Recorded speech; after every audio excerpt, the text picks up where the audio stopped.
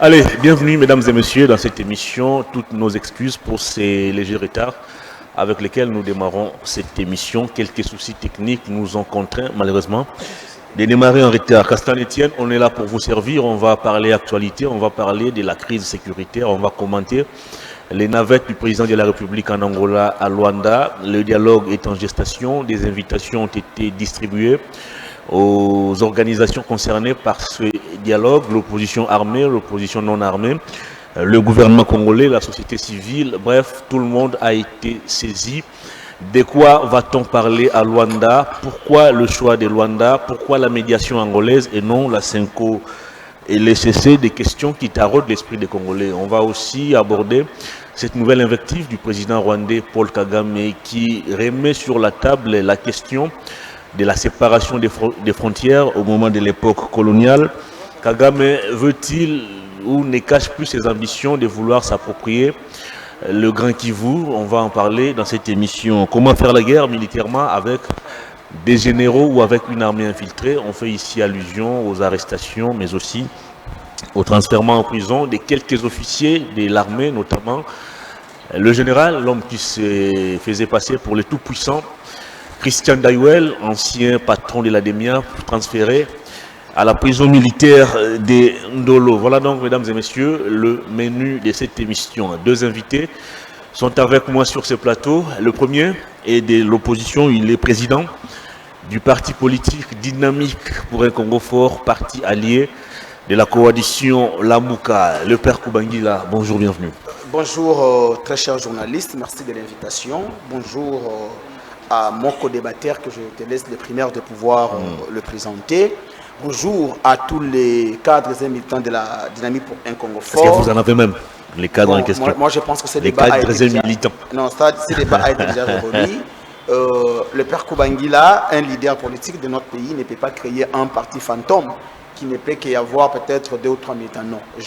Un parti que je dirige, qui a beaucoup de membres dans plusieurs provinces. D'ailleurs, le mois prochain, je serai... Vous êtes implanté partout?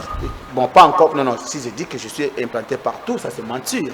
Mais je suis en train d'aller petit à petit. D'ailleurs, vous n'êtes qu'implanté au quartier des Bonhommes? Non, je suis implanté à Kinshasa, je suis implanté dans les Kwango, je suis implanté dans les Kwilu, je suis implanté dans les Congo central. C'est Maïndombe, mais vous n'êtes pas implanté? À Maïndombe, d'ailleurs, il y a un calendrier pour le mois de mars. Je serai dans les Maïndombe et puis dans les grandes Équateurs. Chers journalistes, j'aimerais faire une dénonciation ou soit une proposition. Comme d'habitude. Hier, j'étais dans la commune d'Ngalema. Arrivé au saute-mouton pompage. Mais ce que j'ai trouvé là-bas, c'est inhumain, c'est inconcevable. Je te dis, les gens vendent sous les ponts. D'ailleurs, en fait, je me dis, cette route est plus utilisée par des remorques. Comment est-ce que l'État peut laisser les gens s'exposer à des dangers comme ça? Est-ce que Ngalema a un bourgmestre? Est-ce que le bourgmestre de Ngalema arrive réellement au rond-point pompage pour voir ce qui se passe là-bas? Je te dis, c'est tout un calvaire. Les motocyclistes stationnent comme ils veulent, les taxis-bis comme ils veulent. De l'autre côté, on vend le pain, on vend les cacahuètes. Je me dis, dans une ville comme Kinshasa, et surtout avec de voitures qui portent avec des contrôles techniques, l'on ne peut pas exposer mon peuple de cette manière. Et alors, il faut rappeler que Ngalema, c'est la commune présidentielle. Voilà, Ngalema, c'est la commune présidentielle. C'est là que le président passe nuit. Imagine, comment dans une commune présidentielle, l'on peut vivre de telles choses. Et Pompa, c'est juste derrière la maison du président de la République. Et je vois, il y a beaucoup d'autorités qui habitent aussi Ngalema. Est-ce qu'ils ne peuvent pas mettre de l'ordre au rond-point pompage? Non, franchement, je demanderai à ce que les autorités, le gouverneur de la ville, le ministre de l'Intérieur, le bourgmestre de Ngalema puissent faire un tour. Et on m'a dit que la semaine, c'est la mort. C'était hier dimanche. Mais la semaine pendant... Il semble qu'il y a des embouteillages monstres de ces côtés. Parce que, papa, je te prendrai un jour avec un caméraman de Parfaite Télévision qu'on arrive. Tu verras, c'est inconcevable. Merci beaucoup. Alors ici, je pense qu'au travers de cette émission, ceux qui vont nous suivre puissent prendre des dispositions. Parce que nous, on est là pour proposer et aussi pour critiquer. C'est à eux maintenant de mieux faire les choses. Votre message est passé. Allez vous croiser sur ces plateaux. Un jeune mais très ambitieux, politiquement très engagé aussi. Il est désormais au cadre de l'AFDC, parti cher au professeur Modeste Bahati Lukwebo, actuellement deuxième vice-président du Sénat. Éric Tissoaka, bonjour, bienvenue. Bonjour Hervé, merci pour l'invitation. Merci très bien habillé. Merci beaucoup. Un peu comme le père Koubani là. En tout cas, merci beaucoup. Je salue mon ami et frère avec qui nous allons partager ces plateaux. Permettez-moi également de saluer d'abord la population congolaise, les Kinois en particulier, mais aussi les chefs de l'État qui est les garants du bon fonctionnement des institutions, le président de la République qui se bat pour apporter la solution aux problèmes de notre population, mais aussi l'autorité morale de notre formation politique, le professeur Modeste Bahati, qui va fêter son anniversaire le 13 janvier. Il va totaliser 70 ans. Ah bon? Pour nous, c'est une joie immense que l'autorité morale ait totalisé 70 ans d'âge. Pour nous, c'est un moment de réflexion, un moment où nous nous disons que l'autorité morale mérite beaucoup parce qu'il a apporté beaucoup de choses et continue à apporter son expertise pour notre pays. Je crois que c'est une joie. Et le parti AFDC, les cadres, les membres et sympathisants, y compris moi-même, Éric Tissoaka, nous tenons à souhaiter un heureux, joyeux anniversaire à l'autorité morale, Modeste Bahati Lukwebo. Nous voulons que cette année, que Dieu lui fasse de grâce, la longévité et beaucoup de grâce que Dieu pourra et continuerait à lui donner. Je crois que nous allons analyser, faire des débats républicains pour apporter notre manière de voir les choses. Très bien, vous gardez la parole pour ouvrir ou lancer le débat. Luanda, c'est pratiquement le lieu choisi pour pouvoir abriter les échanges entre acteurs politiques congolais. Le président a voyagé pratiquement 2 fois là-bas au cours d'une même semaine. Des enjeux sont détails.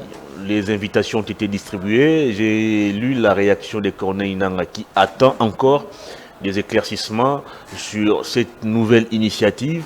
Le président de son côté estime qu'il s'agit d'une initiative angolaise et le gouvernement va peut-être y répondre par élégance.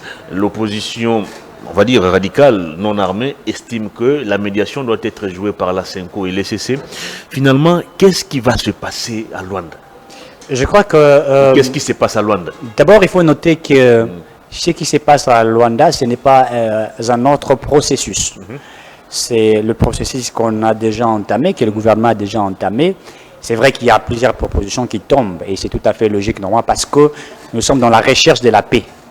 Dans la recherche de la paix parce que nous voulions à ce que nos populations, surtout ceux qui sont dans la partie est de la République, puissent vivre en paix et que la paix puisse être regagnée dans la partie est de la République. L'initiative vient du président angolais qui a proposé au chef de l'État comment on peut voir ce qu'on pourrait mettre en place, travailler pour résoudre les problèmes de la population congolaise. Mais il faut noter ici que la RDC a un sérieux problème, notamment les conflits entre Congolais, ce qui sont des conflits qui sont animés par la politique rwandaise, notamment M. Paul Kagame, parce qu'il a usé d'une politique machiavélique stratégique, une politique de la ruse, une politique rusée, il faut le dire ainsi, pour essayer de pêcher certains Congolais, entre guillemets, qui sont, disons, frustrés. Et donc, il faudrait maintenant mettre autour d'une table toutes ces propositions, y réfléchir, voir comment on peut trouver des pistes de solutions, parce que Nangaa est un citoyen congolais, un fils de Kisangani, qui a accepté de porter des armes pour tuer ses propres frères parce qu'il semblerait qu'il serait frustré. Joseph Kabila a été président de notre pays, il a dirigé le Congo, donc pour nous, nous pensons qu'il porte la nationalité congolaise parce qu'il a dirigé ces pays conformément à la constitution congolaise. Très bien. Et donc, s'il serait frustré suite à certaines choses, on peut régler cela entre Congolais. Alors, pourquoi le gouvernement ne veut pas de l'initiative de la CENCO? Parce que l'initiative de la CENCO corrobore avec la volonté politique de M. Paul Kagame. Parce que vous savez qu'ils ont été reçus par M. Paul Kagame qui a mis en place son agenda, sa manière de faire les choses. Et lorsque vous lisez les propositions de la CENCO, nous tombons toujours dans les accords du CNDP, l'accord du 23 mars, ce qui avait été fait, notamment le brassage et le mixage, alors que nous ne voulions pas tomber sur ce qui a posé problème à la République démocratique du Congo. Nous disons nous ne pouvons pas trouver des solutions tout en essayant de pratiquer ce qui n'a pas marché hier. Parce qu'on nous avait inventé, ou on nous avait dit que le M23 aurait été défait en 2013, mais le rapport de Human Rights Watch en 2016 nous a brandi encore que Kabila aurait recruté ces M23, c'est-à-dire que ces M23 existent toujours.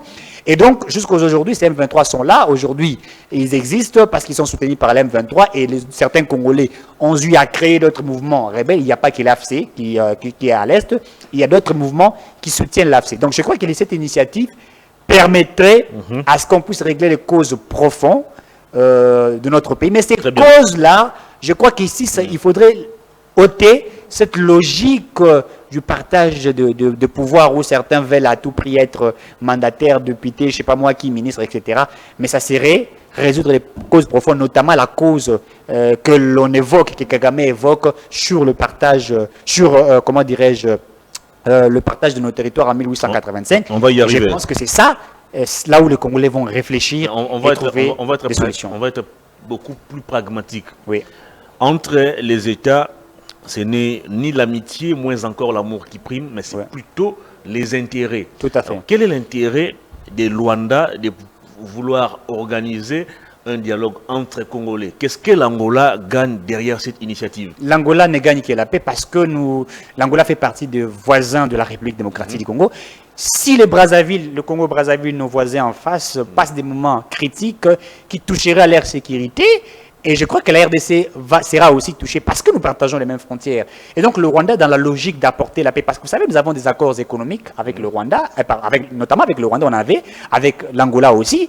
Et ces accords économiques avec l'Angola permet à ce que l'économie de l'Angola puisse croître, mais également les Congolais, c'était partage-là. Vous savez, nous sommes régis de la même région, nous partageons les mêmes frontières, et donc l'Angola veut aussi que la paix soit. Et il ne faut pas oublier que le président angolais est actuellement le président en exercice de l'Union africaine. Son mandat va finir au mois de février prochain. Et exactement, cela ne veut pas dire que l'Angola ne peut pas, il peut certainement apporter son savoir. Nous sommes au mois de janvier, nous y travaillons. Et si l'autre président qui pourrait prendre les bâtons de commandement juge bon, le président burundais, d'ailleurs ça sera aussi une bonne chose parce que le Burundi est totalement d'accord avec la politique de la République démocratique du Congo. Parce que vous savez que plusieurs rapports pointent du doigt accusateurs le Rwanda, le Burundi et l'Ouganda comme principaux agresseurs de la RDC. J'aimerais ici nous rappeler que le Burundi a participé et continue à participer pour la sécurité de notre pays. Notamment, vous allez vous rappeler lors de la violation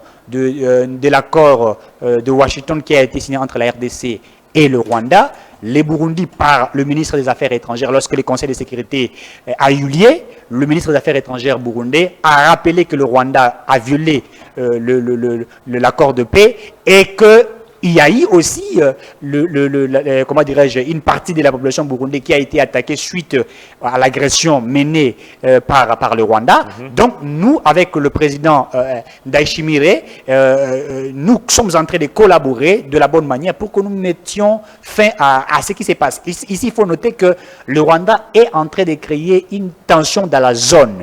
Et donc, le pays, notamment le Burundi, l'Angola et d'autres pays, même la Tanzanie, sait que le Rwanda est aujourd'hui créateur de, je dirais le Rwanda notamment, M. Paul Kagame, est aujourd'hui créateur, n'est-ce pas, de la politique de déstabilisation de notre zone. Et pour ça, le Burundi fait partie de ces pays qui veulent aussi apporter une solution. Je pense que leur apport est important. Si les rapports, parce qu'ici nous parlons des rapports, si les rapports présentés disaient et certifiaient que le Burundi, n'est-ce pas, attaque le pays, je crois qu'à ce moment, nous pouvions prendre d'autres mécanismes. Nous vous informons ici que le Burundi, jusqu'à ce stade, a montré sa bonne foi avec le président Ndayishimiye, qui est toujours aux côtés du président de la République. Merci beaucoup, Eric Tshisekedi. Allez, le père Kubangila, vous avez la parole. Le dialogue aura lieu à Kinshasa, mais c'est peut-être les médiateurs qui sera étranger. C'est visiblement le président angolais Joao Lourenço. En quoi cette question dérange-t-elle une certaine opposition? Vous ne jurez que sur la médiation Senko-ECC. Pourquoi ou que reprochez-vous au président angolais? Merci. D'abord, je vais recadrer certaines choses que j'ai entendues sortir de la bouche de mon frère Eric. Bon, j'ai comme l'impression très souvent, mon frère de l'Union sacrée, lorsqu'il s'agit de défendre Félix Tshisekedi, il perd l'intelligence. Comment ça? Oui. Éric Tissoaka, c'est un garçon très intelligent que j'apprécie beaucoup. Mais fort malheureusement, face à un mensonge du régime, il est incapable de pouvoir le faire. Il dit, d'abord, tu l'as posé la question, pourquoi le choix de l'Angola? Et donc, d'abord, lui dit ceci, que l'initiative vient du président angolais. Exactement. Donc, c'est-à-dire, le Congo aujourd'hui n'est pas... Même le président de la République l'avait dit. S'il vous plaît. Mais ça, c'est de l'irresponsabilité. Comment ça? Non, mais comment expliquer une question qui relève de la souveraineté nationale? Alors, les dialogues, c'est une question de souveraineté. Tout à fait. Ah bon? Non, écoutez, dis-moi, aujourd'hui, en quoi est-ce que la sécurité de l'Angola est dérangée par ce qui se passe? L'Angola, c'est notre voisin. Non. Si ça brûle ici, sûrement il y aura Non, s'il vous plaît, nous avons 9 voisins. des dégâts collatéraux qui pouvons... Nous avons 9 voisins. Kinshasa d'ailleurs, qui est voisine à Brazzaville. Mais pourquoi Sassou n'a-t-il pas pris l'initiative? Il faudrait que l'initiative vienne d'Angola. Nous avons la Zambie, nous avons le Centrafrique et consorts. Mais pourquoi l'initiative doit-elle venir du président angolais? Donc c'est-à-dire, maintenant c'est le président angolais. Parce que s'il y a dialogue, il doit y avoir une ordonnance présidentielle. Qui prend cette ordonnance? C'est le président angolais? Bien c'est le président Tshisekedi. Mais ça c'est de l'irresponsabilité. Donc aujourd'hui, M. Joao Lorenzo gère 2 pays. L'Angola et le Congo-Kinshasa. Mais de telles choses ne pouvaient pas être dites dans des places publiques, chers frères. Vous comprenez? On doit faire preuve de la maturité. Le Congo aujourd'hui a 60 ans. On ne peut pas se comporter à un état bébé. Donc, si l'initiative vient d'Angola, c'est-à-dire, c'est pourquoi nous, on s'est dit que l'initiative ne peut pas venir d'Angola, mais plutôt l'initiative doit venir ici, à l'interne. Et nous, de la MOCA, on s'est dit, comment SCC et la Senco sont prêtes, n'est-ce pas, à pouvoir jouer la médiation. J'ai entendu mon frère Tissoaka dire ici que les prêtres de la Senco et les pasteurs de l'SCC, leur initiative corrobore avec les plans de M. Kagame. Mais écoutez, ça c'est... Tissoaka, tu es quand même une élite. Avant que le prêtre ne soit reçu par Kagame, n'est-ce pas, ils ont été reçus d'abord ici à Kinshasa par M. Tshisekedi. Et c'est là que le pouvoir en place s'est rendu compte que l'agenda 5 ECC préparait l'après Félix Tshisekedi. Ça a été révélé au grand jour par Jean-Pierre Bemba. Cher frère, est-ce que Tshisekedi est un président éternel? N'est-ce pas, si l'agenda préparait l'après Félix Tshisekedi pour qu'il y ait une élection apaisée, une élection qui connaîtra les concours de tout le monde? Mais tu sais qu'en 2028, c'est la fin de ses 2e mandats. Donc il doit partir. Donc quand à vous, traitez est éternel. Mais ça, c'est quelle raison? L'union sacrée. Non, vous en tant que journaliste, un grand journaliste, un journaliste intelligent, vous ne pouvez pas aborder cette question. Je vous fais le relais des propos qui ont été tenus par un officiel. Non, tu ne peux pas faire le relais de ce qui peut remettre en cause votre intelligence, cher frère. Oui, mais parce que, écoutez, Tshisekedi est dans son dernier mandat. Après lui, le Congo va exister. Et il y aura élection pour que Tshisekedi ne soit plus candidat. Absolument. Alors, si la Senco cherchait à ce que les élections futures... Au nom de quelle loi, au nom de quel principe la Senco va s'arranger pour préparer l'après Félix Tshisekedi? Très bien. La Senco n'organise pas les élections. Très bien, très bien. C'est-à-dire que, déjà, à la lieu où vont les choses, il ne peut pas y avoir élection en 2028. Parce que le budget 2026, il n'y a aucune rubrique sur les élections, l'organisation des élections. N'est-ce pas? La Senco, les SCC, les pères spirituels ont compris que, vu l'instabilité sécuritaire, il ne peut pas y avoir l'élection 2028. Maintenant, s'il n'y a pas élection, que devons-nous faire? Parce que Tshisekedi est dans son dernier mandat. Mais mon cher, mais c'est ça qu'on appelle en fait la projection de l'avenir. Où est le mal? La Senco a été reçue au préalable par M. Tshisekedi et ensuite par d'autres présidents. Pourquoi on n'a pas condamné M. Sassou le fait pour lui de recevoir le prêtre? Pourquoi on n'a pas condamné Macron, mais seulement Kagame? C'est lui notre agresseur. Non. Le problème du Congo. Mais ici, les Tissoaka ont toujours dit que la communauté internationale soutiendrait Kagame, n'est-ce pas? Exact. Donc, si la communauté internationale, la France fait partir, non? Alors, lorsque les prêtres ont été reçus par la France, Pourquoi on n'a pas remis cela en cause? Et avant que les évêques l'ont dit, c'est lui qui leur avait donné même des orientations. C'était M. Tshisekedi qui leur avait dit il faudrait aussi aller voir Kagame. Le mal, c'est que Tshisekedi et sa bande continuent à tergiverser. Et l'on ne peut pas trouver de solution tout en tergiversant. Ça, c'est faux, chers frères. Et aujourd'hui, Tshisekedi, c'est depuis 2021 que nous avons commencé à lui dire chers messieurs, il faut convoquer les dialogues parce que la situation sécuritaire est préoccupante.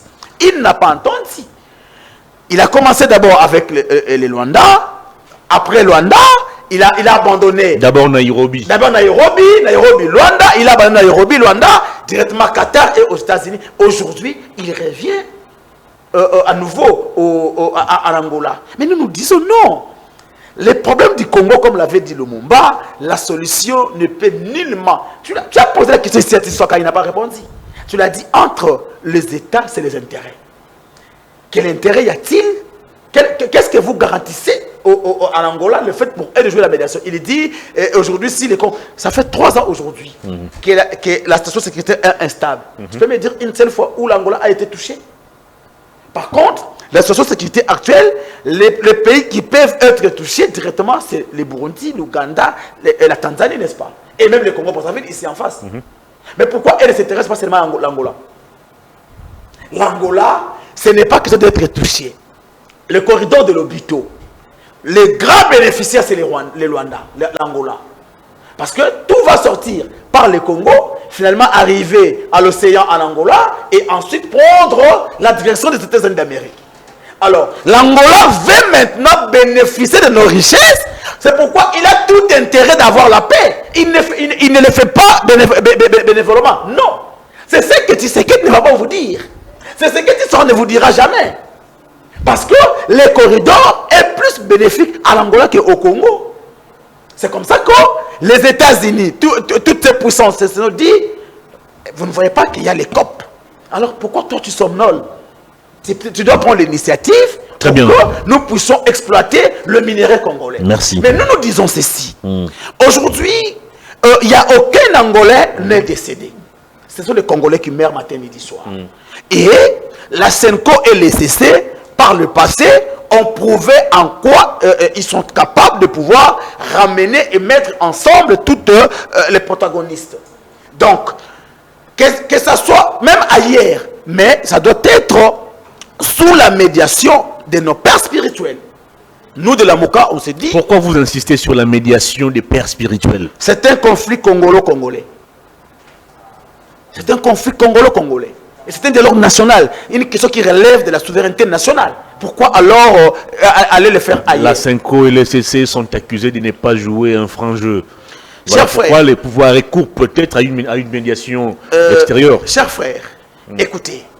Vous pensez réellement que le président angolais peut-il aimer le Congo plus que le président de l'église catholique? Vous êtes sûr? Ah non, moi je ne vois pas ça.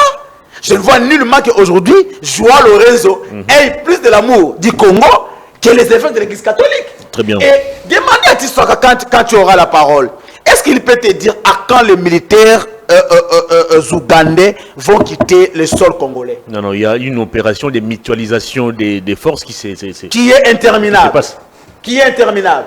Est-ce que tu peux demander à Tissoaka? Merci beaucoup. Depuis que ici tu as relevé la question, non, tu as posé la question où Kagame a soulevé la question de on va y arriver. Non, oui, avant qu'on y arrive.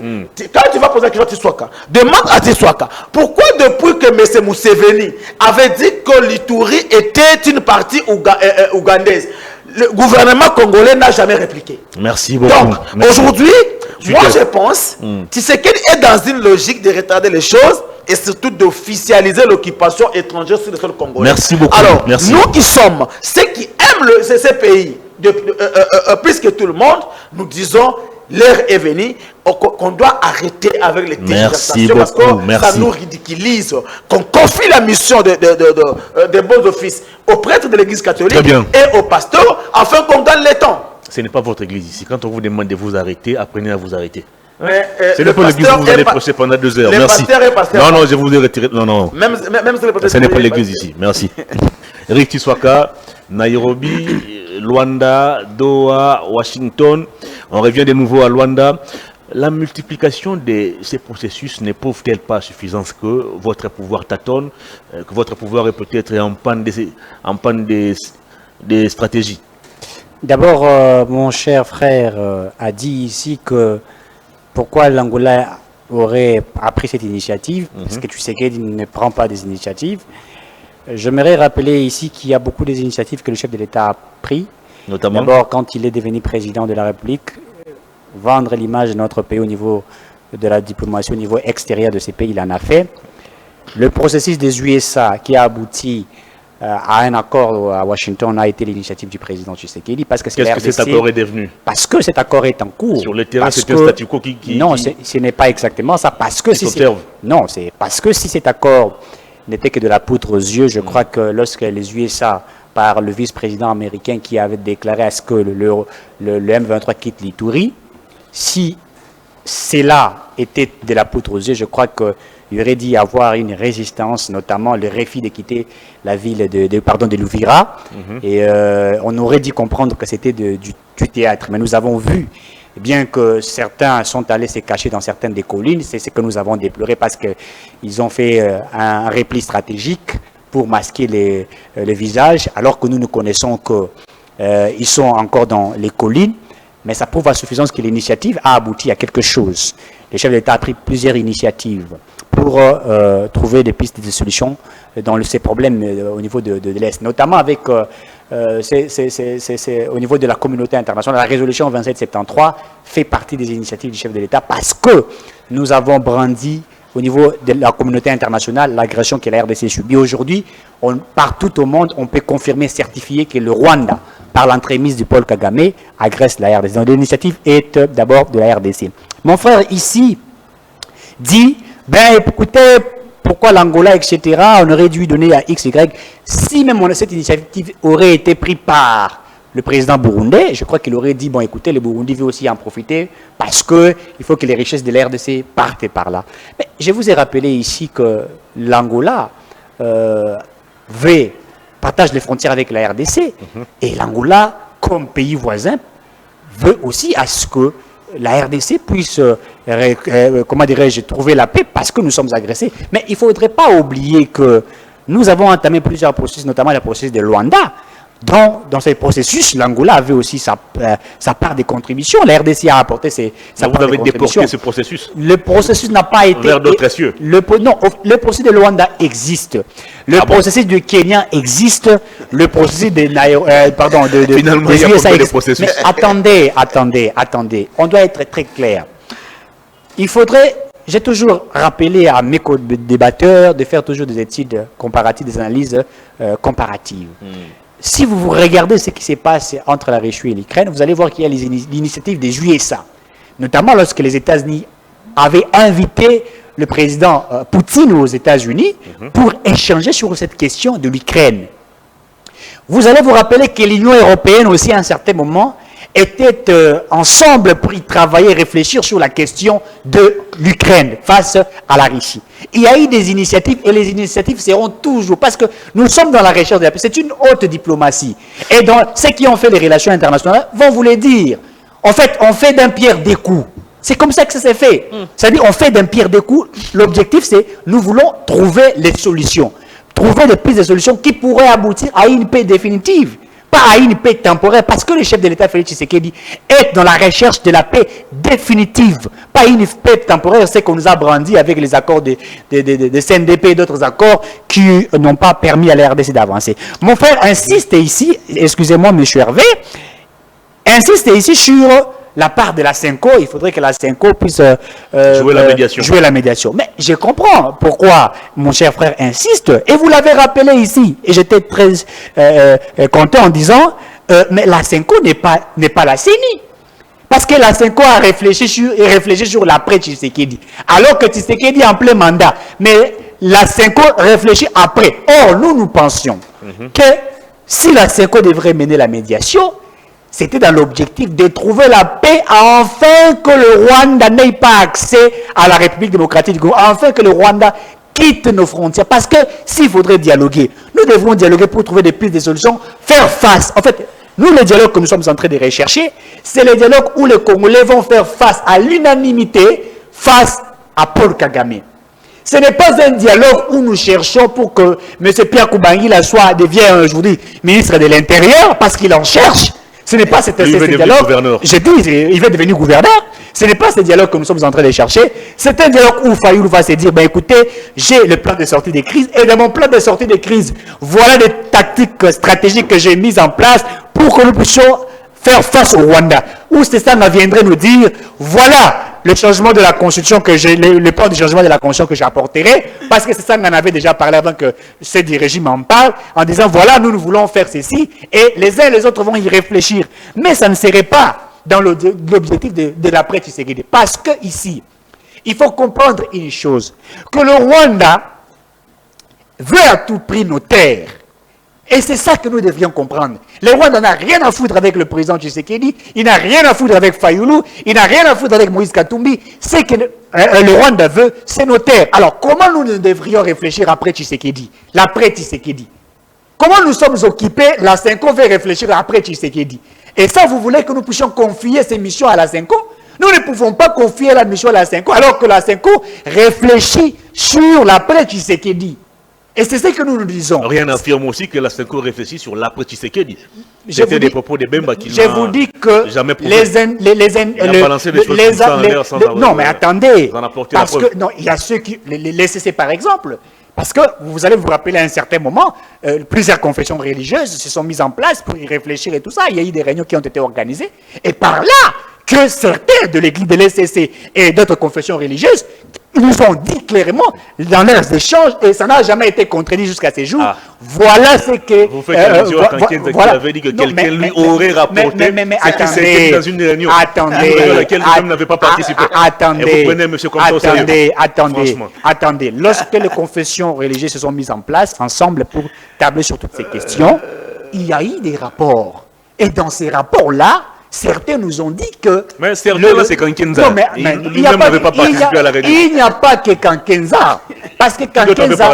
Non, mais j'ai dit non, si Kankenza a parlé, parce que Kankenza serait invité dans une chaîne de télévision et que Kankenza aurait... Mais il a fait le relais des propos tenus dans une réunion dont lui-même n'a pas participé. Attendez. Mais au-delà de ça, M. Hervé, mais le chef de l'État avait reçu la Senko, il y a eu un rapport qu'ils ont donné au chef de l'État, qui a lu, parce que le chef de l'État a un cabinet. Et dans ces résolutions-là, lorsque vous lisez, vous allez voir que la Senko réfléchit sur l'après-président Tshisekedi. La Senko réfléchit parce que la Senko, quand elle a été consultée aussi par M. Paul Kagame au Rwanda, Paul Kagame a mis en place aussi ses analyses. Et dans ces analyses, Kagame reste, il persiste sur la continuité des hostilités. Merci et c'est beaucoup. pourquoi nous avons réfléchi pour dire, nous pensons que le dialogue, s'il faudrait en avoir, ça ne peut pas être géré par la Senko. Et aussi, pour citer M. Hervé, je me réfléchis par là,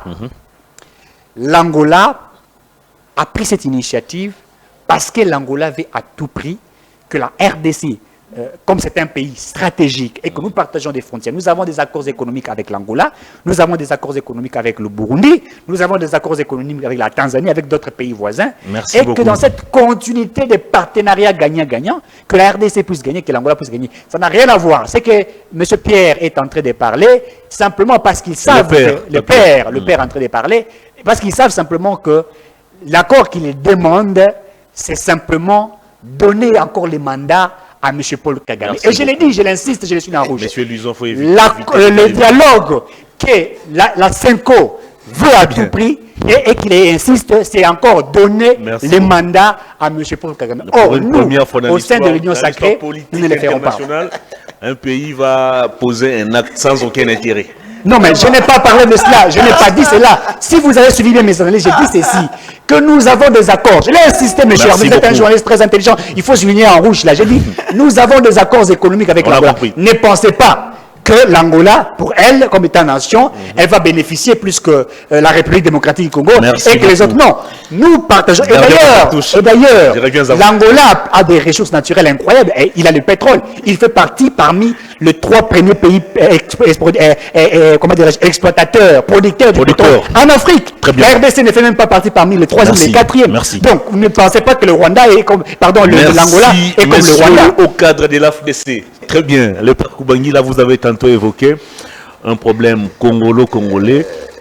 Mais est-ce que le problème n'est-il pas au-delà de ce que nous pensons voir? Vous avez suivi la vidéo de Kagame qui revient sur le partage des frontières ou sur la séparation des frontières. Il dit clairement que lors de la conférence de Berlin, il y a des terres rwandaises qui ont été données aux Congolais. Et avant lui, c'était le président ougandais Museveni qui revendiquait aussi l'Ituri. Est-ce que le problème n'est-il pas au-delà de nos querelles ici internes? Merci. Cher Hervé. Et puis à quoi servirait le dialogue maintenant qu'on commence à parler de la propriété des terres? Avant d'aborder cette question, c'est pour la première fois de voir Eric Tshisekedi devient incohérent sur un plateau de télévision. Il a tergiversé, il a parlé ici de l'accord économique entre l'Angola et la RDC. Est-ce qu'il peut nous dire cet accord économique entre l'Angola et la RDC, c'est quel domaine? Vous me donnez votre temps que j'en parle, si vous voulez que j'en parle. Allez-y. Non. Je vais le répondre parce qu'il a posé une question. Prenez note. Prenez note dans votre temps. Il y a la parole qu'il dit au Congolais. Il n'y a pas de problème. Cet accord économique signé entre la RDC et l'Angola, c'est sur quel domaine? Et ça entre en vigueur depuis quand? La deuxième des choses, tu dois me poser la question. C'est-à-dire, pour Tshisekedi, il y a les processus de Doha, les processus de Kinshasa, de Luanda, de Nairobi, des États-Unis. C'est-à-dire, c'est un régime de processus. Et il dit, on doit faire d'une pierre deux coups. Non, cher frère. Une pierre deux coups, ça veut dire quoi?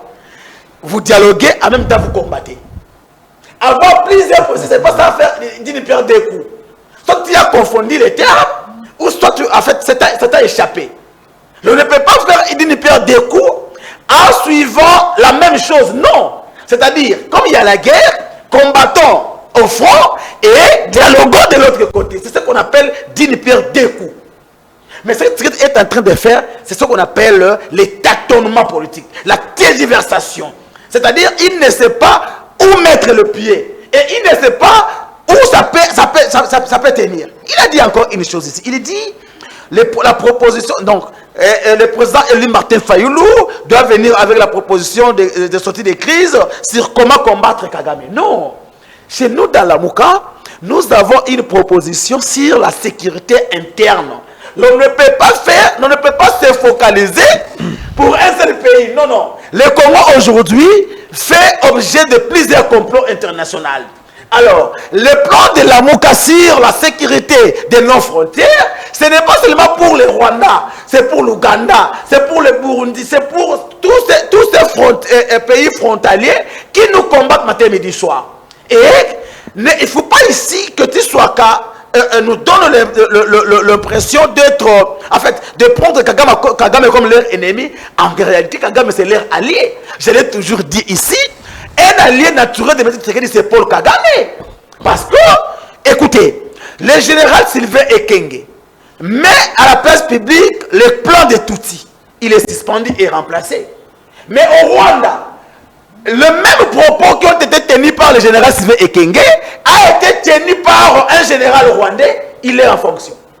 Il a dit, un Tutsi de 5 ans valent 5 Congolais.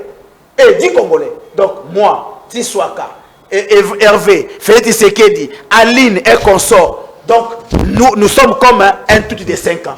Mais là-bas, il n'y a aucune sanction. Vous comprenez? Donc, entre le Rwanda et le Congo qui travaillent pour l'autre, vous défendez les Tutsis qui nous tuent matin, midi, soir. Donc, c'est vous qui êtes en alliance avec les Tutsis.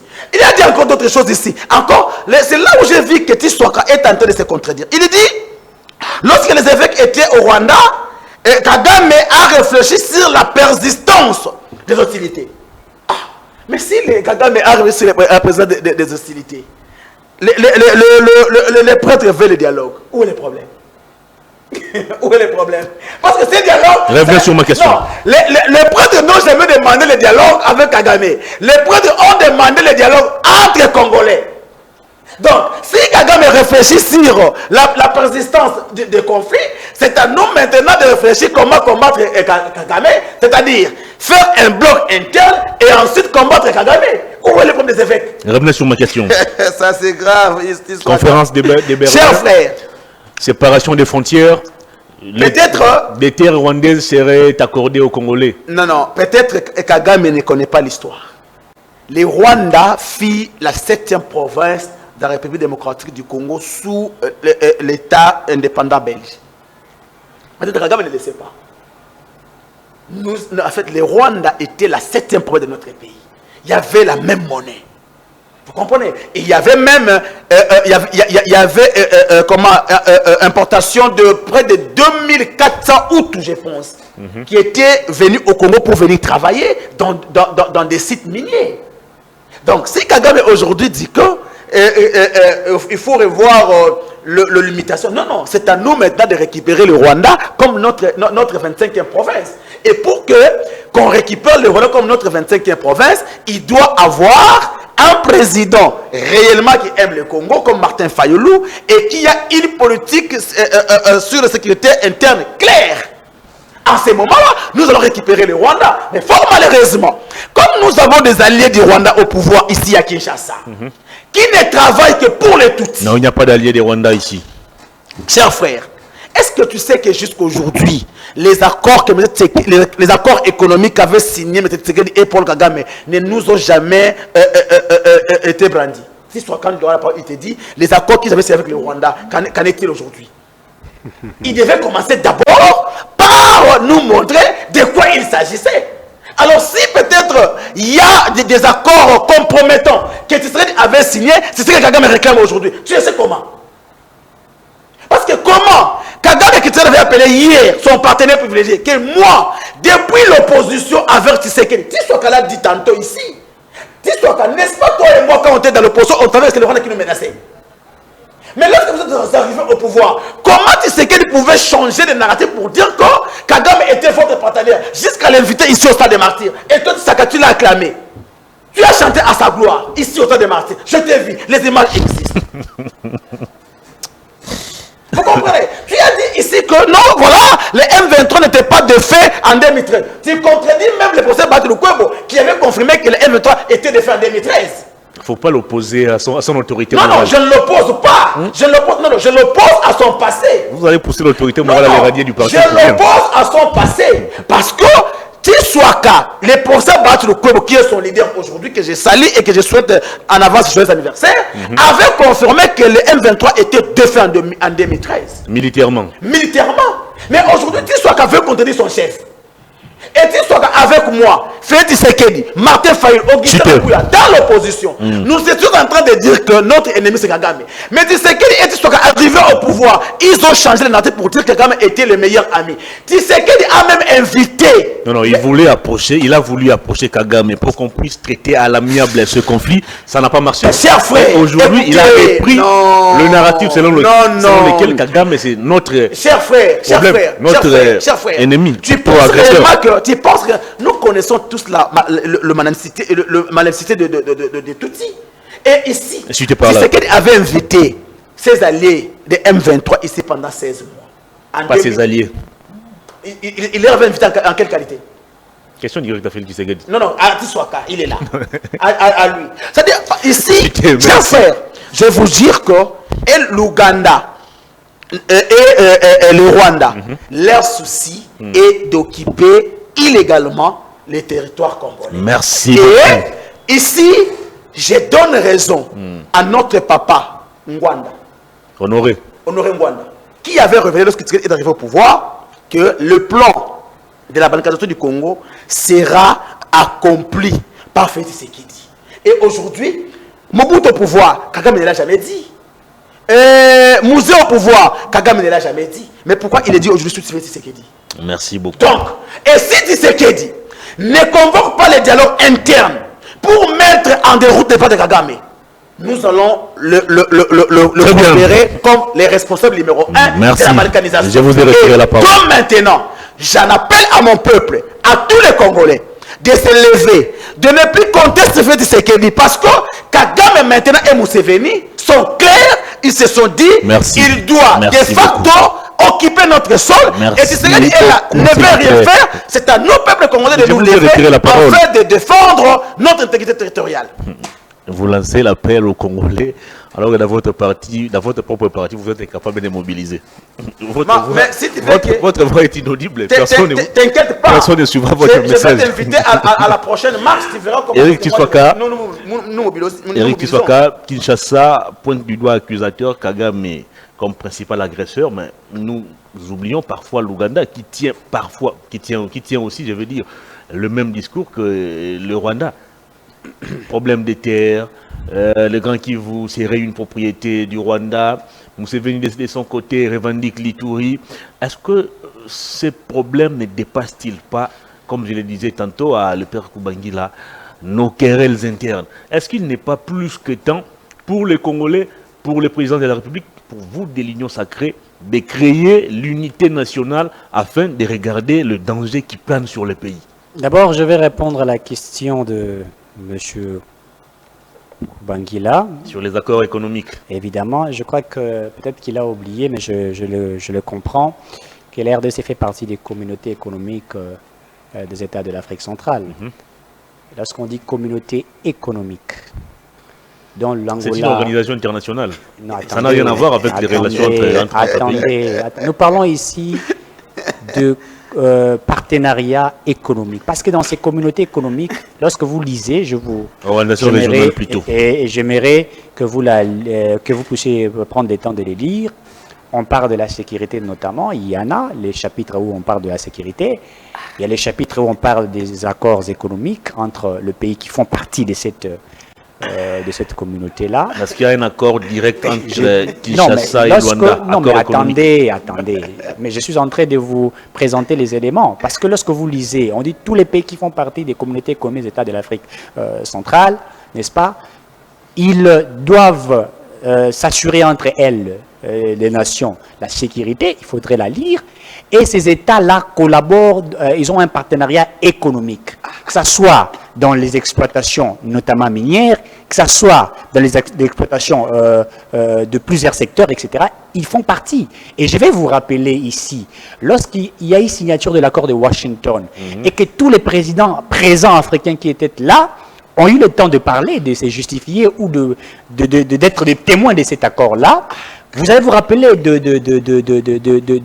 du discours du président Ndayishimiye, si vous avez bonne mémoire. Ndayishimiye a dit ceci, que entre le Rwanda, la RDC et les autres pays qui sont ici, nous n'avons pas un problème de l'exploitation commune ou de l'économie, parce que nous faisons partie. J'insiste ici, je crois que les intellectuels qui me suivent comprendront ce que j'ai dit.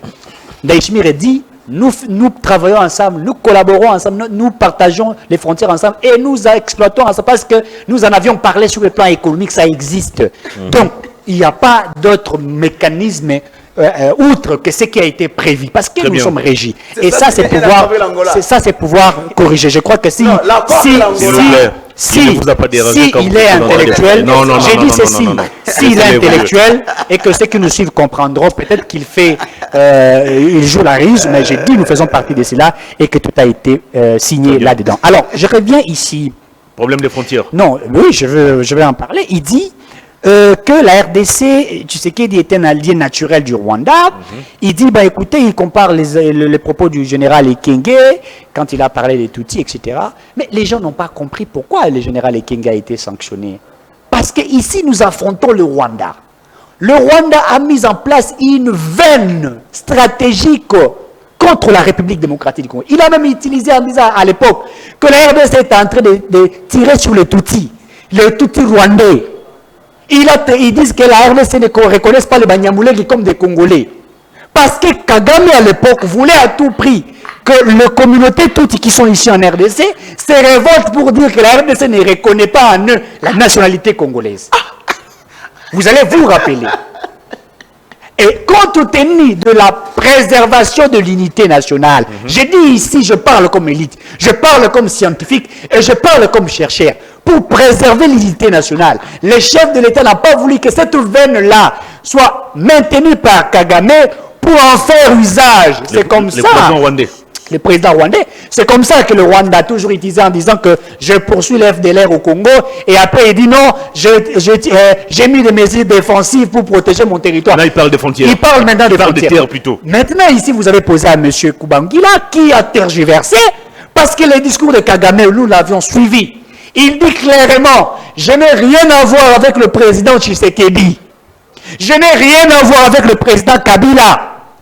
Comme il n'en avait rien à voir avec le président Mobutu. Et Kabila père. Il n'en avait rien à voir avec le président Kabila père. Ce que Kagame veut, c'est nos terres. J'insiste ici. Et il a dit ouvertement. Il a dit ouvertement, sans être, comment dirais-je, empêché. Pourquoi Kagame l'a-t-il dit aujourd'hui? C'est ça la question fondamentale. Parce que, je l'ai dit ici au départ, nous faisons d'une pierre deux coups. Tout ce que nous avions fait a permis que Kagame soit exposé. Parce que nous avons entamé les processus de Luanda, nous avons entamé les processus de Nairobi, nous avons entamé les processus de Washington. Et tous ces processus-là l'ont exposé. Et vous savez avec moi, M. Hervé, que la résolution 2773 aujourd'hui, parce que lorsque vous lisez l'accord de Washington, qui a été signé entre la RDC et le Rwanda, cet accord a, comment dirais-je, rappelé la résolution 2773 qui confirme les abus du Rwanda sur le territoire congolais. Et aujourd'hui, tout a été prouvé par la stratégie du président Tshisekedi. Quand l'opposition réclame les dialogues, je l'avais dit ici, que ce que Kagame n'a pas pu en avoir à l'accord de Washington, pour aussi de Luanda et Nairobi, il voulait l'avoir à l'accord entre Congolo-Congolais. C'est ça la politique de Kagame. Et dans cet accord congolo-congolais, certains qui collaborent avec Paul Kagame vont toujours maintenir sur certains sites d'exploitation minière. Et là, Kagame va continuer à exploiter. Comme le président Tshisekedi n'en veut pas, et nous les soutenons, et maintenant Kagame expose ses ambitions. Mon cher Hervé, depuis 1885, j'ai dit depuis la conférence de Berlin, lorsqu'on a partagé les territoires, et qu'aujourd'hui la RDC a 2 345 410 km². Lorsque Kagame prend le pouvoir, le Rwanda n'avait pas des richesses comme le coton, le cuivre, les manganèses et les autres. Le Rwanda n'avait que comme ressource la terre en termes de cultiver, en fait, de cultiver les champs, etc. Exactement. La pêche, etc. C'est parce que Kagame avait trouvé, depuis, avec la stratégie de la communauté internationale, il faudrait les rappeler, une faiblesse de la part des Congolais. D'ailleurs, ici, je l'ai toujours évoqué, que la communauté internationale nous avait demandé d'héberger avec les génocides du Rwanda, lorsque les Tutsis rwandais, les Hutus et tout ça là fuyaient les génocides en 1994, on nous a demandé à nous de protéger, d'ouvrir nos frontières pour les accueillir humanitaires, et nous en avions fait. Et à un certain moment, à un temps, l'ancien premier ministre à l'époque, Kengo Adondo, nous avait demandé, d'ailleurs il avait insisté, pour que ces gens-là puissent se rapatrier. Il avait même organisé les rapatriements. Mais la communauté internationale n'était pas d'accord parce qu'on jouait la stratégie. On veut faire de la RDC ce qu'on a fait avec le Soudan. Vous savez, avec le Soudan, je l'ai toujours rappelé, avec le Soudan, ils ont utilisé la politique discriminatoire sur la religion entre les chrétiens et les musulmans. Et vous allez vous rappeler que les Soudanais s'entretuaient entre les chrétiens et les musulmans. La communauté internationale s'est imposée et on a séparé.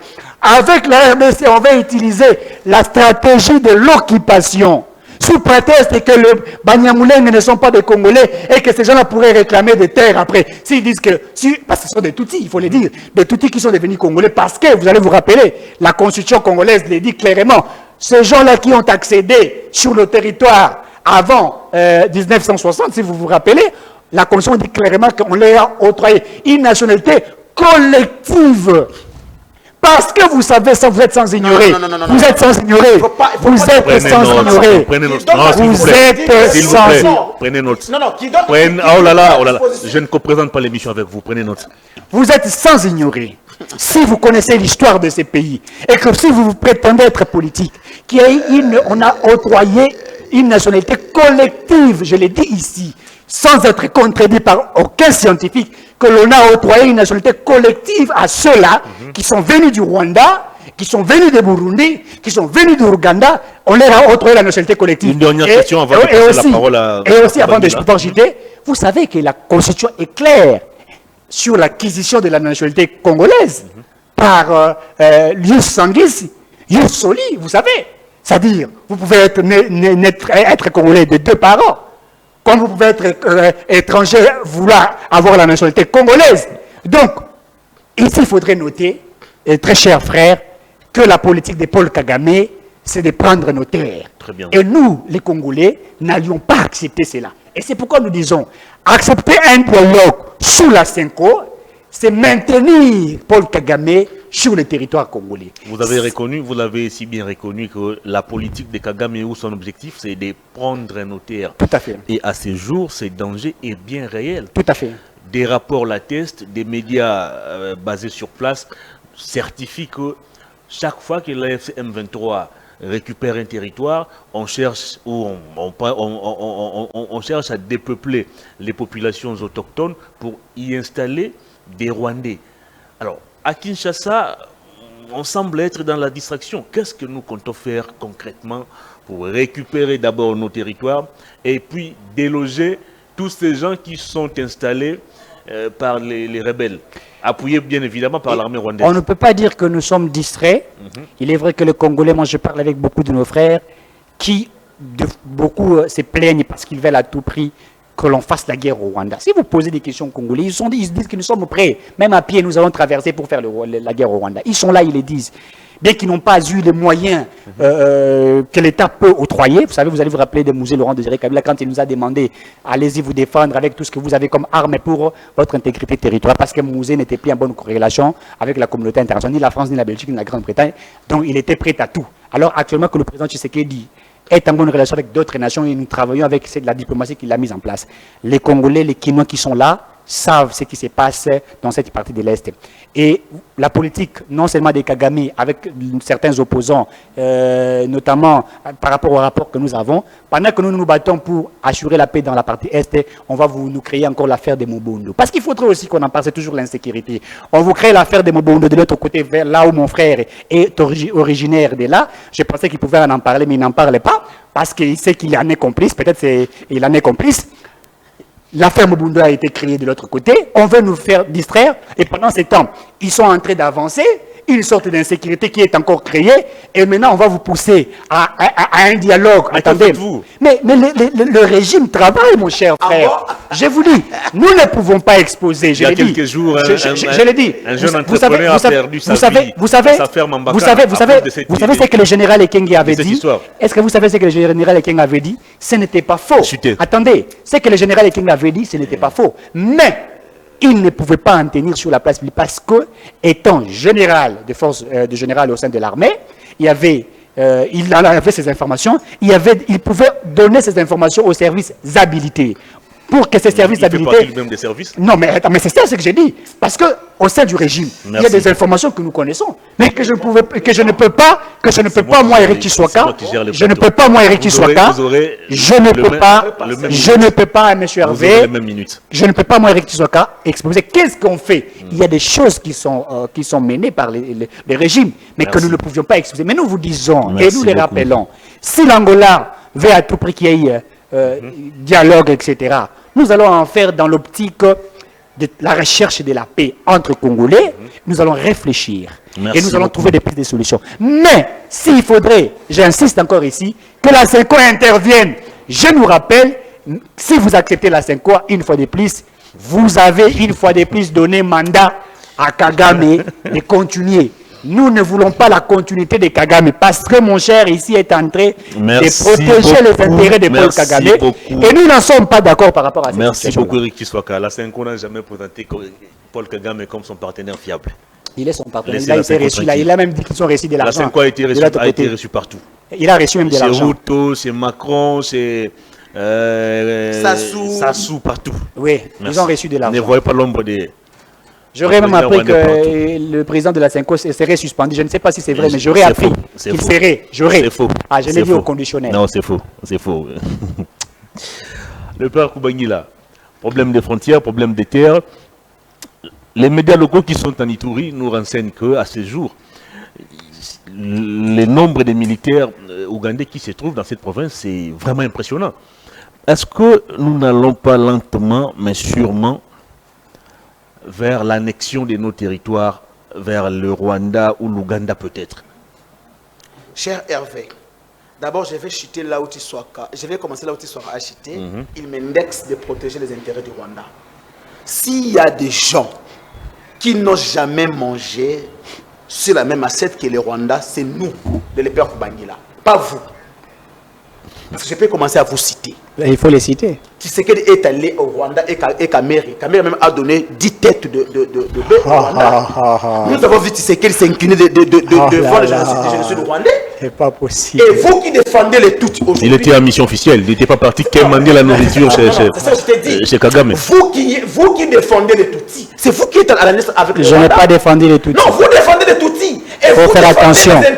Il faut faire très attention à ça. Non, vous défendez les Tutsis. S'il vous plaît. Faut jamais. Vous êtes les ennemis de la République. Il faut le corriger. Je n'ai jamais dit ça. Vous devez savoir que, cher retenez, le Congo aura la paix le jour où nous aurons un président qui n'a aucune relation avec Kagame. Comment? Le Congo aura la paix le jour où nous aurons un président qui n'a aucune relation avec Kagame et le Rwanda. Comment ça? Voilà. Aujourd'hui, ceux qui sont au pouvoir aujourd'hui protègent les intérêts, tout, je te l'ai dit ici. Et voyez vraiment les déclarations. Je vous ai dit le général, un petit général rwandais qui a insulté 10 Congolais. Mais lorsque notre voyage général, le Sylvain Ekenge, a dévoilé le plan de Tutsi, regarde son sort. Il est suspendu, illégalement, et remplacé. Je vous rappelle que dans les mêmes contextes, le DG de la RTNC a été suspendu en 2012 par Mende. C'est à cause de ces mêmes propos. Mais c'est ce que je te dis. Le pouvoir d'hier défendait les intérêts du Rwanda. Celui d'aujourd'hui défend les intérêts du Rwanda.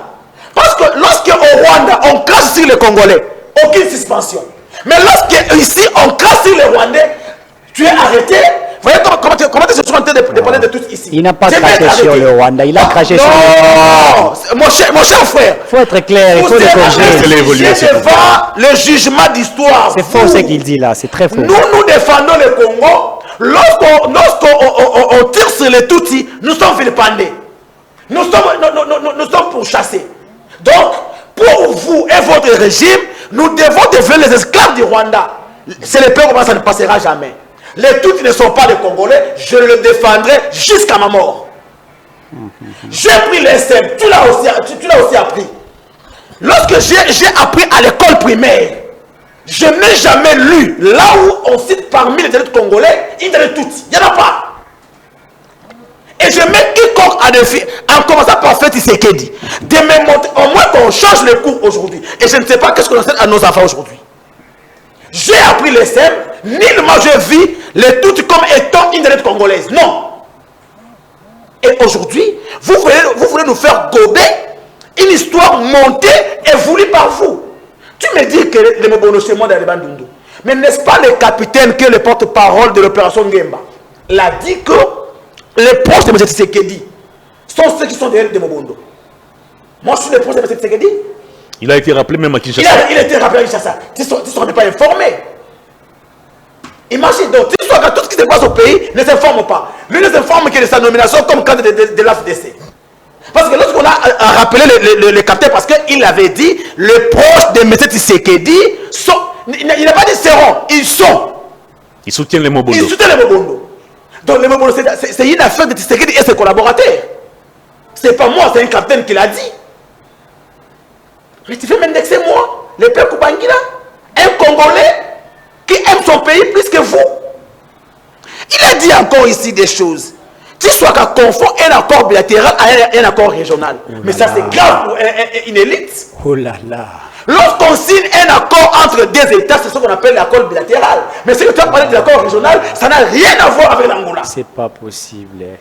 Donc, c'est aujourd'hui que tu sois que le peuple a connu comme un brillant communicateur, Mais aujourd'hui, Tshisekedi a mis à nu son intelligence. C'est pas possible. Non mais, tu as parlé de l'accord bilatéral. Jamais. Du coup, tu cherches pour dire qu'il y a un accord régional. Même les journalistes hyper intelligents ont dit, ça c'est l'accord régional. Ça c'est grave quand ça sort d'une élite. Et surtout, celui qui est dans l'école du parti de l'AFDC. Mais qu'est-ce que tu vas donner aux écoliers du parti que tu enseignes? L'idéologie du parti. Ah, ok. C'est pas ce qui concerne les accords et consorts. Voilà comment est-ce que l'Union sacrée manipule. Problème de frontières. Déploiement des militaires ougandais en Ituri et consorts. Il dit ici, il a dit des choses.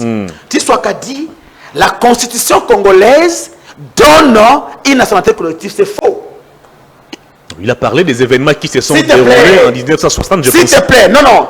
D'abord, c'est lui qui a pris l'ordonnance donnant aux Rwandais une nationalité collective, c'est Mobutu. C'était après 60. Parce que Mobutu a accédé au pouvoir en 64, 65. Et cette ordonnance a été prise en 67. Alors, quand je parle de 60, la constitution congolaise dit ceci, dans son préambule, je pense, il dit, tout celui qui est né au Congo avant 1960 est d'office congolais. Est-ce que les Tutsis étaient-ils nés au Congo avant 1960? La réponse est non. Il doit corriger pas tout celui qui était né.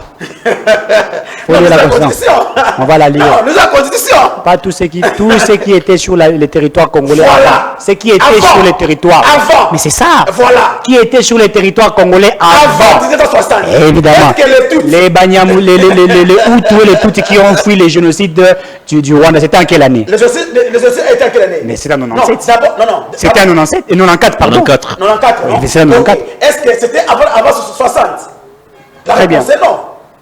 Mais comment alors peut-on dire que le tout devaient les Congolais? Par quelle magie? Je crois que j'aurai le même parole comme lui. Hein? Je vais Non, répondre à ça. cher Hervé, j'aimerais que vous me mettez même en face de Mouyaya. Même de fait, c'est de lui-même. Azala, Azala. Ah, oui, non. Appelez Mouyaya, je vais débattre avec lui sur cette question. Parce que la Constitution dit avant 1960. Est-ce qu'en 1960, ou tout avant, les Tutsis étaient-ils sur le sol congolais? C'est ça la question que nous devons nous poser. Comment vous voulez nous faire accepter quelque chose? Donc, vous voulez falsifier l'histoire du Congo. Donc, si soit cas, c'est que tu pensais, parce que je ne pense pas que c'est ce que tu as appris, mais tu pensais que les Tutsis étaient au Congo avant 1960. Je vais vous répondre, ne vous en faites pas. Voilà. Ils n'ont jamais été au Congo avant 1960. Et cette nationalité dont on parle, ce n'est pas seulement pour les Tutsis. Et quand il dit que notre Tshisekedi a protégé, parce que le Véné rwandais voulait assez que la communauté Tutsi au Congo puisse se révolter. Chers frères, il y a les Bazombo qui sont ici. Il y a des Lari qui sont ici. Il y a des Français et consorts. Donc, le seul peuple à protéger sur les Tutsis. Mais ça, c'est grave. Problème des frontières. Et quand ça sort de la bouche d'une élite, qu'est-ce que tu vas dire? Donc, si aujourd'hui, l'enfant venait avec le devoir pour te dire, papa, on nous a posé la question à l'école, parmi l'ethnie congolaise, toi tu vas dire que non, il y a les Tutsis. Mais l'enfant aura zéro. Cher frère, Hervé, les problèmes des frontières. En même temps que lui, hein. Mon frère, tu as t'inquiète vous pas. avez donné Ça, suffisamment c'est la de- matière.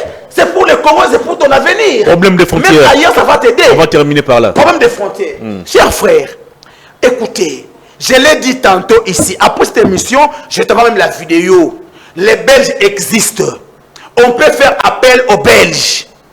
Après la guerre, je pense à la Première Guerre mondiale, lorsque l'Allemagne a perdu, c'est le Royaume de Belgique qui avait récupéré, c'était le Congo à l'époque, et la septième province était le Rwanda. Ces gens-là dépendaient de nous. Et l'Ouganda, ils dépendaient de nous. Nous n'avons jamais dépendu. En fait, notre dépendance n'était jamais d'eux. Donc aujourd'hui, si on dit que les Rwandais ont un problème de sol au Congo, soit c'est par une promesse faite soit par Joseph Kabila, soit par Félix Tshisekedi. Mais si c'est partant de l'histoire, le Rwanda n'a aucune terre à réclamer. Mais qu'est-ce qui se trame derrière ces propos? Voilà. Derrière ces différentes sorties Ce qui médiatiques, se trame derrière ces propos, ce sont des accords nocturnes entre la Kabylie et le Tshisekedi. Bon, pas le Tshisekedi, le Tshilombo. Donc, vous voyez, Merci ce sont beaucoup. ces deux présidents Très qui bien. nous créent des problèmes aujourd'hui. Kabila, Tilombo, Kagame sont les mêmes personnes. Parce que sous Mobutu ici, ni l'Ouganda, moins encore le Rwanda, ont réclamé les terres au Congo. Sous Mouzé, jamais. Mais pourquoi seulement aujourd'hui? Et lorsqu'on dit ça, Mouya ya bouche bée. Tshisekedi bouche bée. Merci. Mais moi, je vais garantir à M. Tshisekedi et à M. Paul Kagame. Vous pouvez conspirer pour la République. Sachez-le que Tshisekedi va partir. Nous, les vrais Congolais, défendons ces sols.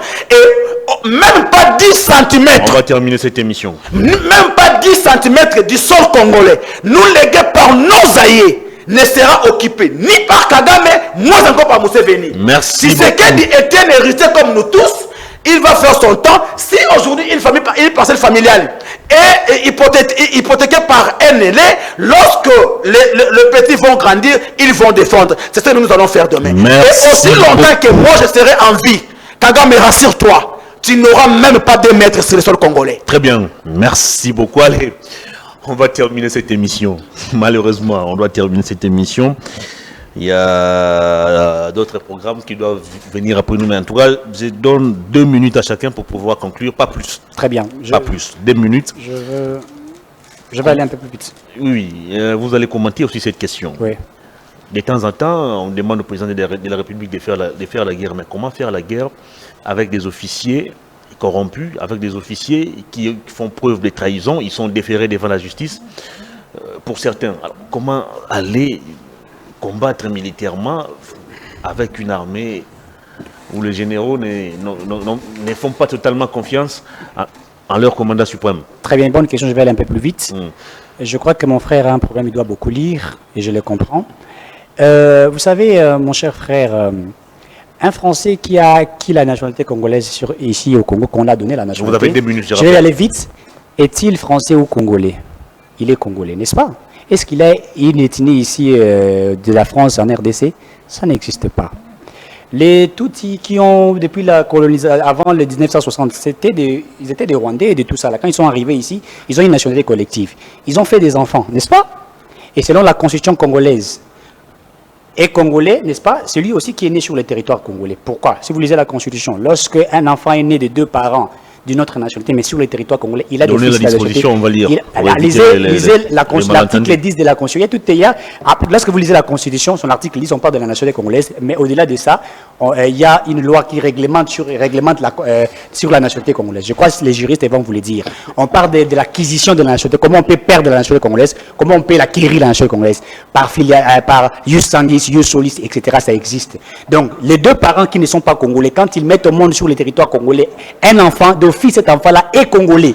La Constitution les reconnaît. Et d'office congolais. Donc, tous ces gens qui sont arrivés avant 60, etc. là, j'ai dit l'article 10 parle de la nationalité congolaise. On parle comment acquérir, on dit la nationalité congolaise est inclusive. Elle ne peut devenir. Laissez-moi lire cet article 10. Exactement. La nationalité congolaise est une et exclusive. Voilà.